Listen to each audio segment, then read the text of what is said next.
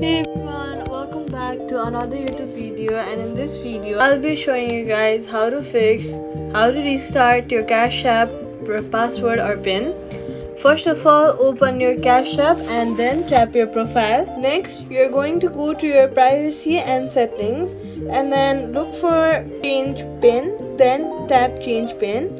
After that, you're going to go ahead and follow all the verification steps and follow the credentials. Then set up a new PIN. Make sure your PIN is hard and it is not as simple as 111 or 1234. Mix up numbers and make it harder so people do not have access to your Cash App and your money stays safe. Quick fix: use email verification if phone number does not work, and vice versa. So if your email verification does not work, then